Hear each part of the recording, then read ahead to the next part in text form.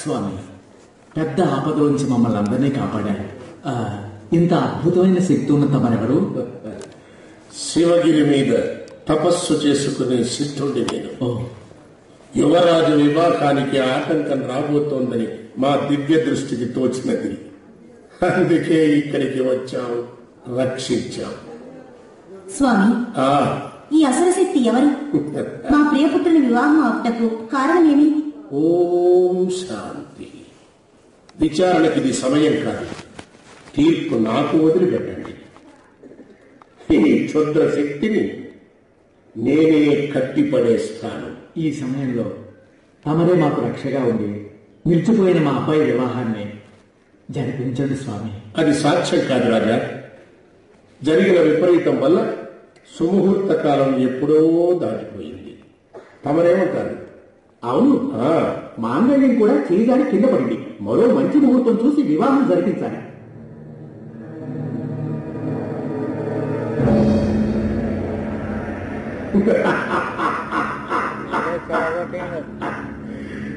ఈ సిద్ధుడి వేషాన్ని అంతఃపురంలో ఉన్న వాళ్ళందరూ నిజమని నమ్మించారు. పిచ్చి వాళ్ళు.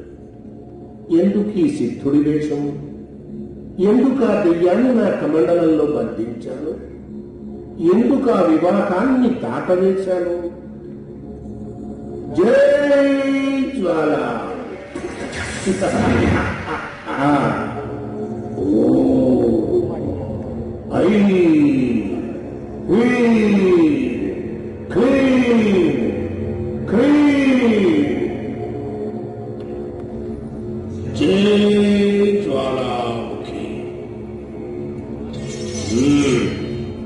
వసి వసి స్వాహ. జై జ్వాలాముఖి. ఈ జ్వాలాముఖి 107 రోజులు మురళ బలిని ఇచ్చి నీ రక్తదాహాన్ని తీరుస్తూ వచ్చాను. ఇది 108వ రోజు. నన్నే నరబలిగా ఇచ్చుకున్నాను. ఇంకా ఎందుకు మౌనం?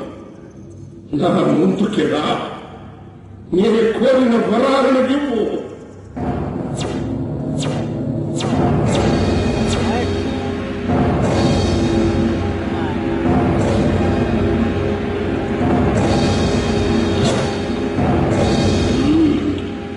కుమారా, నీ రక్తాభిషేకంతో నేను సంతసించాను. ఏ వరం కావాలో కోరుకో. ఆ సర్వేశ్వరుడితో సరితూగే శక్తులన్నిటినీ నాకు ప్రసాదించు. ఈ భూమండలం మొత్తం నా గుప్పెట్లో ఉండాలి.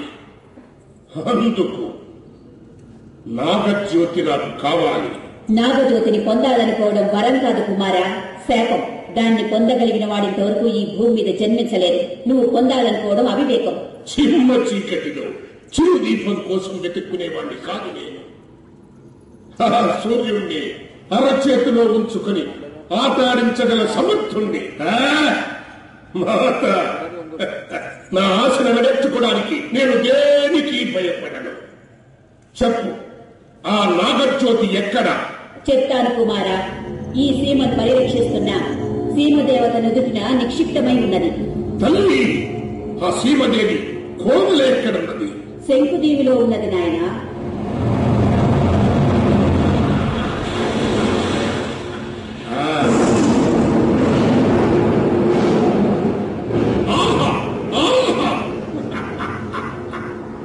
నాగజ్యోతి,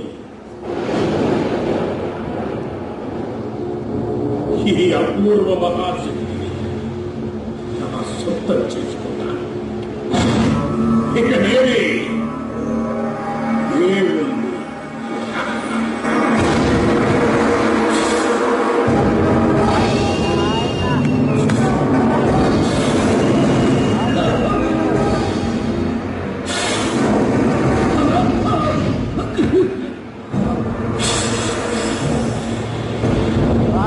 నా కంటికి కనిపించే నాగజ్యోతి నా చేతికి తక్కకుండా ఉంది. శిక్ష!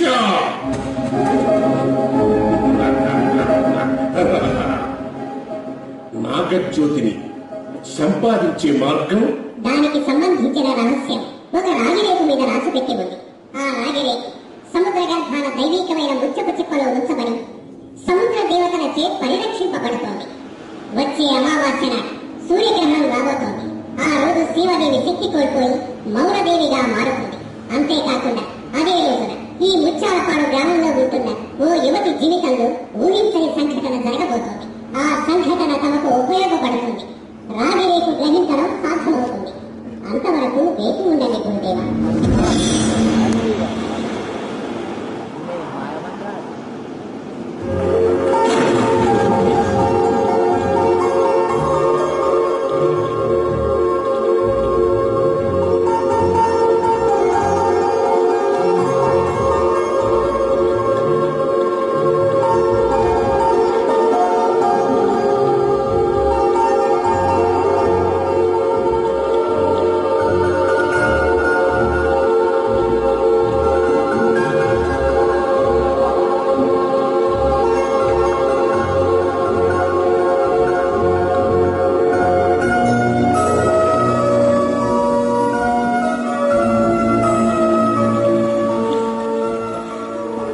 మోహిని, ముత్యం దొరికిందామా? మామూలు ముత్యం కాదమ్మా, ఒక విశేషమైన ముత్యమే దొరికింది. ఇదిగో చూడు. ఇది రాజముద్రిక. ఇది సాధారణంగా ఎవరికంటా పడదు. అటువంటిది నీ చేతికి దక్కింది. నువ్వు అదృష్టవంతురాలిని. ఈ ముత్యం అంత అదృష్టమైందా? మరి ఇది ఒక కన్నెపిల్లకి దొరికితే తను మహారాణి అవుతుంది. కావాలంటే చూడు, అతి త్వరలోనే ఓ రాకుమారుడు వచ్చి నేను వివాహం ఆడతాడు.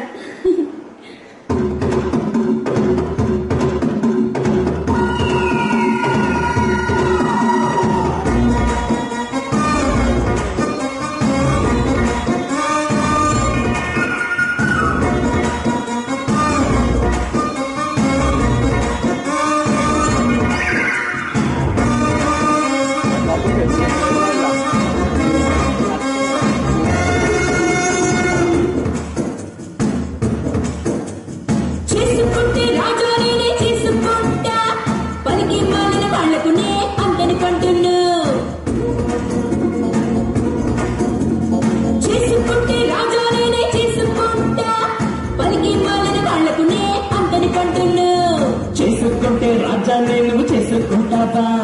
చుట్టూ ఉన్న అందరికి నువ్వు అందరి పండువా? నా కొరకే ప్రాణాలిచ్చి ఎందరో మరి కాచుకున్నారు. చేపట్టే రాజా తప్పకుండా చేసుకుంటే రాజానే నువ్వు చేసుకుంటావా? చుట్టూ ఉన్న అందరికి నువ్వు అందరి పండువా? చేసుకుంటే రాజానే నువ్వు చేసుకుంటావా? చుట్టూ ఉన్న అందరికి నువ్వు అందరి పండువా?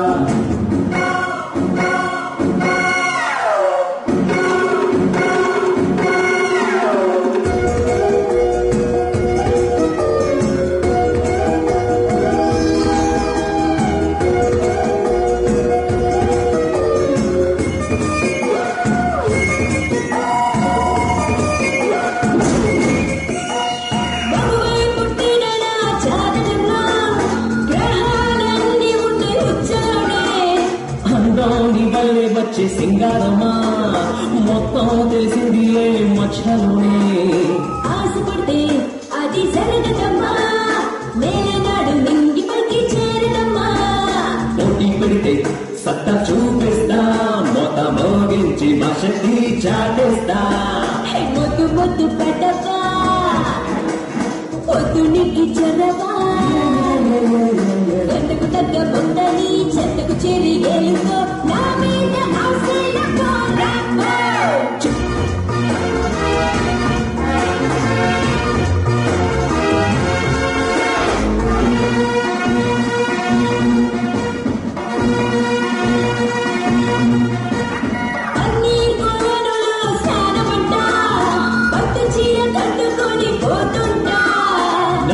పెట్టేందుకు మేమొస్తా, చందాలో నీళ్ళల్లో నిన్ను ముంచేస్తా.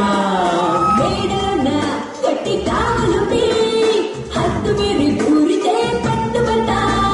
రాణిగాని అప్పుడు మెచ్చుకుంటా, ఉత్తరు ఊళ్ళన్ని తలకెత్తుకుంటా. కొండ దూర దోసుడు అవుతుంది నిజమే, కొన్నవాసం రాణిని చేసి దండం పెట్టుకో, నా మీద ఆశల కోరమ్మా. ఇచ్చానంటే రాజాకే నా కూతురునిస్తా, పనికి మారిన వాళ్ళ కది అందరి పండుర్రా. ఇచ్చానంటే రాజాకే నా కూతురునిస్తా, పనికి మారిన వాళ్ళ కది అందరి పండుర్రా. తన కొరకే ప్రాణాలిచ్చే ఎందరో మరి రచుకున్నారు, చిబట్టే రాజా తప్పకుండా రారా. ఇచ్చానంటే రాజాకే నా కూతురునిస్తా, పనికి మారిన వాళ్ళ కది అందరి పండుర్రా.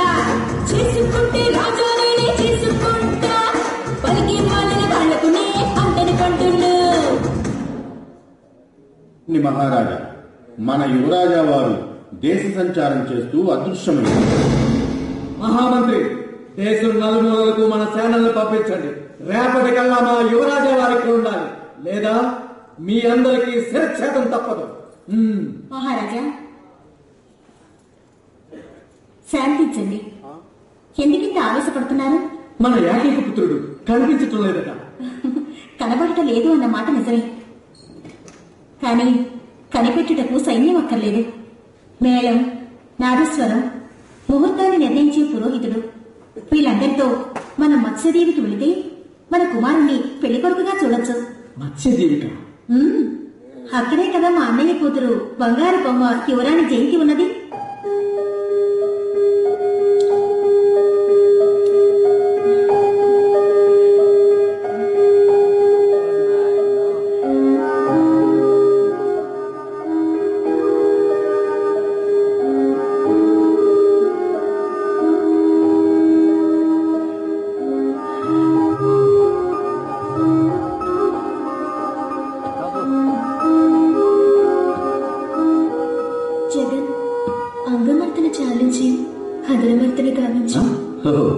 ముద్దిమ్మంటావా? ఇప్పుడు చూడు, పువ్వులాంటి నీ శరీరాన్ని పులకించేట్టు చేస్తాను.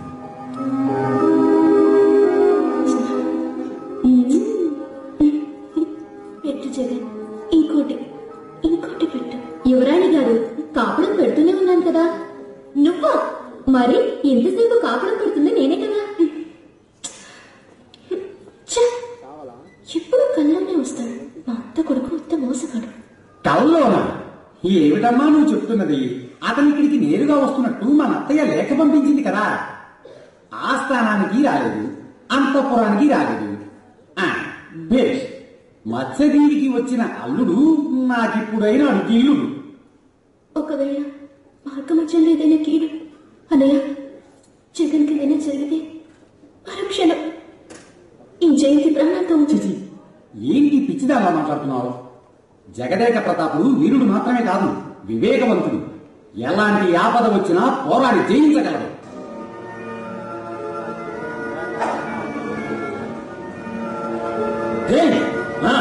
అటు చూసారా, ఒక నౌక వస్తుంది, అందులో పెళ్లి బృందం ఉంది. నగనక బాగా ఉన్నాయి, మన పంట పండినట్టే. నౌక తిప్పు.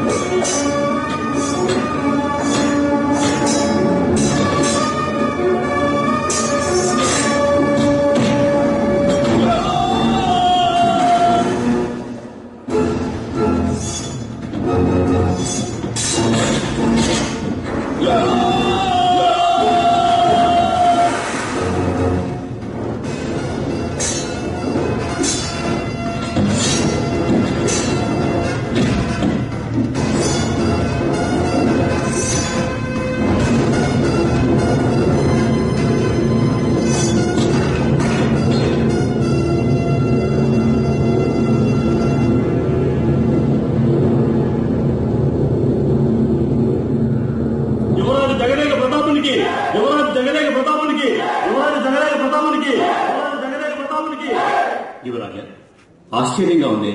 తమరు అతిశయం నేర్చుకోవడానికి అడవికి వెళ్ళారని విన్నాం. అడవిలో ఉన్న రాజ్యంలో జరిగేవి ఇన్నాళ్ళు నేను తెలుసుకుంటూనే ఉన్నాను.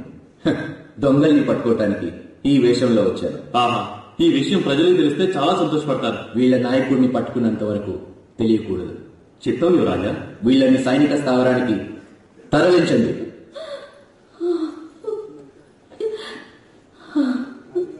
అమ్మా, ఏంటి సన్నాయి పట్టుకుని ఏడుస్తున్నావు? మీ అన్న జగన్మోహన్ గుర్తుకొచ్చాడు. వాడికి నాదస్వరం అంటే ప్రాణం. 4 ఏళ్ల వయసున్నప్పుడు గల్లులెత్తిన వాడు వీధిలో వాయించుకుంటూ వెళ్ళాడు. పాపం ఈ పిచ్చి వధవ వాడు వెనకాలే వెళ్ళాడు. ఇంతవరకు తిరిగి రాలేదు. నా బిడ్డ ఎక్కడున్నాడో? జగన్మోహన,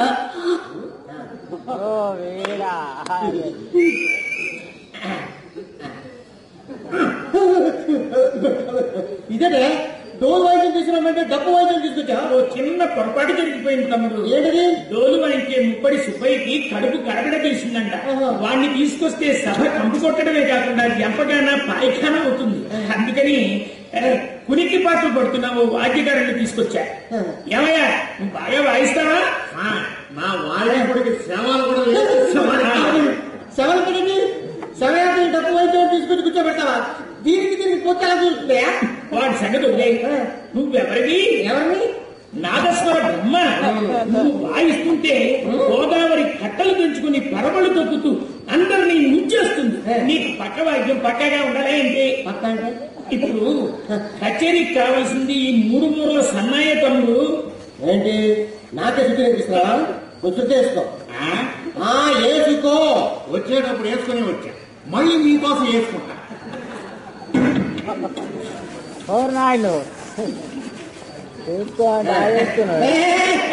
ఏంటి కలుసానా? మీరే కదా వేసుకోమన్నా, అందుకనే వేసుకున్నా. ఓరి చెప్పేలా శుద్ధి నీ ఊళ్ళో అయితే? అవును సానా. ఆ ముప్పుడు చుప్పేలాగా నవరసాలు వాయించాడే లేదు. మామూలుగా ఉంటేనే మతిపోబడుతున్నాడు. ఇంకా పీకల దాకా పీకాడుగా చించేస్తాడు. నువ్వు వాయించు తమ్ముడు. మొదలెట్టండి. ఊరి జనం రావాలి కదా. సరే మొదలుపెట్టు.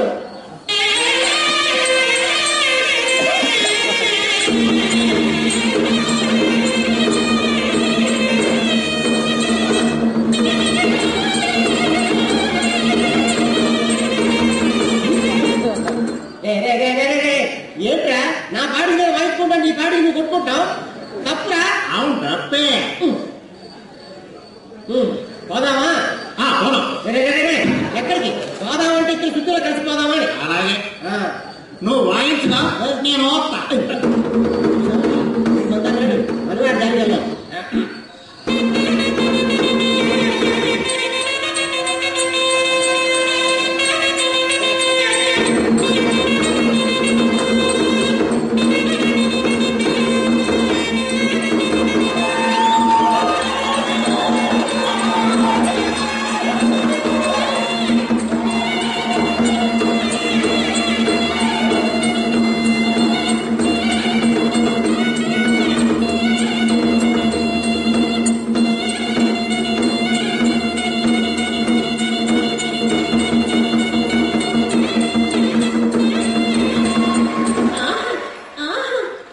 ఇలాంటి విద్వాంసుడి కోసమే నేను ఇంతకాలం వెతుకుతూ ఉన్నాను.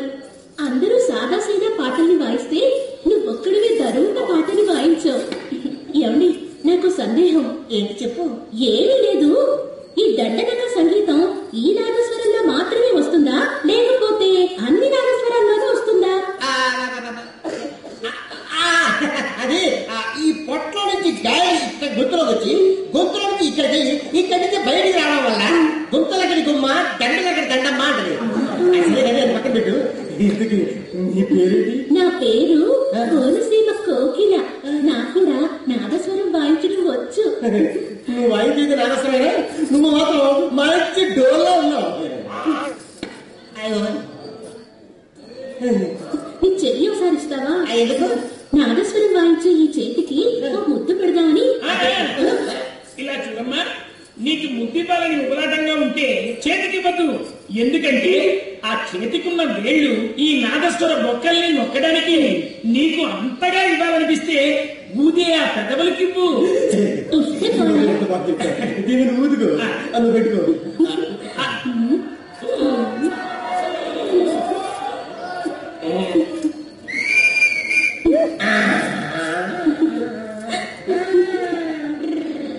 మీరే దీనికి చెందిన వాళ్ళు చెప్పండి రా.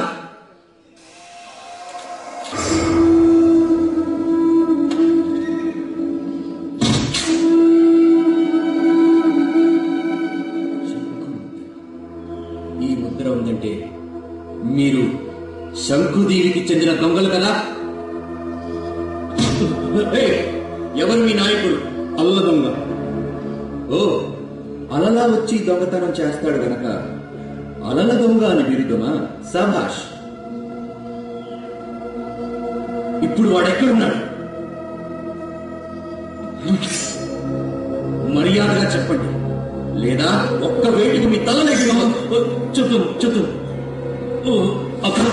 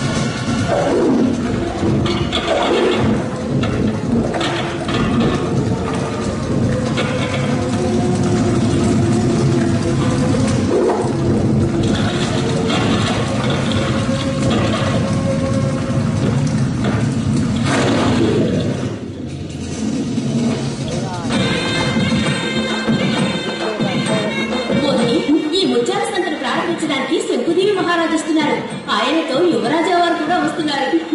నువ్వు గనక ఆయన కంట పడితే అమ్ముడు, ఆ తర్వాత కాబోయే మహారాణి నువ్వే. నువ్వెక్కువ ఆశపడుతున్నావు. మహారాజు గారు వస్తున్నారు.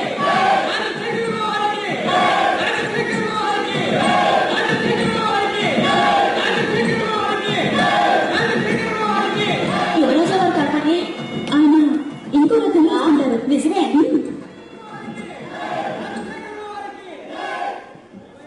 మహారాజా, మీ అమృత హస్తాలతో ఈ ముత్యాల వ్యాపారాన్ని ప్రారంభించండి. స్వీకరించండి మహారాజా. ఈ ధనరాశులను తీసుకుని ఆ ముత్యాలను ఇవ్వండి. ఆపండి.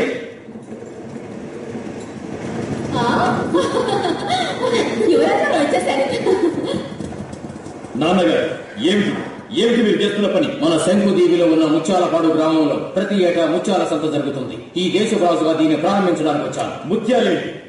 ఈ దీవిలో దొరికే గుడ్డి కవల్ని కూడా అమ్మడానికి కొనడానికి ఎవరికి హక్కు లేదని నేను శాసనం చేశాను. ఇది వీళ్ళందరికీ సంబంధించిన సొమ్ము. దీన్ని అమ్ముకోవడానికి వీళ్ళకి సర్వ హక్కులు ఉన్నాయి. ఇలాంటి విషయాల్లో జోక్యం చేసుకోవద్దని చెప్తే ఇక్కడికి వచ్చి నా ప్రాణం తీస్తున్నారు. 23 దీవులకు నేను చక్రవర్తిని కావాలంటే ముత్యాలేంటి? ప్రజల సొత్తంతా నా ఖజానాకే వచ్చి చేరాలి. ముత్యాలన్నీ కొల్లగొట్టండి. ఇంద్రజిత్, ఇది అన్యాయం. నోరు మూసుకొనున్నట్టు, లేదంటే ప్రజల మధ్య మీ పరువు పోతుంది. కొల్లగొట్టండి.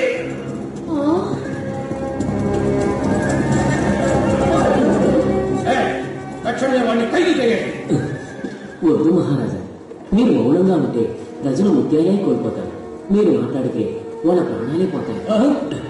యువరాజు వారి గుణం అటువంటిది.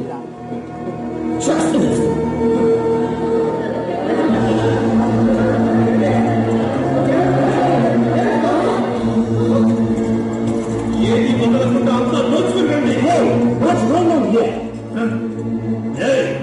ఇక మీద విదేశీయులు వస్తే విచారణ అక్కర్లేదు, నరికి పారేయండి. యువరాజా వారి ముత్యాలు దొంగిలిస్తున్నారే. నీకు విషయం లేదా? నవకలను కొల్లగొట్టుంటాడా అనంతంగా అతను ఇంకెవరో గారు శంకుదేవి యువరాజా వారు. మోహిని, ఆ దుర్మార్గుడి కంటే నువ్వు పడకూడదమ్మా.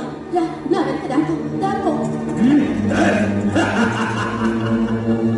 అమ్మా, ఒక రాజానే నాకు భర్తనే వస్తాడమ్మా. వచ్చిన వాడు ఇలాంటి మోసగాడైతే నా పరిస్థితి ఏ కాదమ్మా. మన చుట్టూ 23 దేవులున్నాయి. అందరు యువరాజులు వీడిలా మోసగాళ్ళయ్యుండరు. భయపడకు. నేను విసిరిపోయి ఆశల చక్రం మళ్ళీ తీరానికి వస్తే నాకు ఒక మంచి రాజా భర్తగా లభిస్తాడు.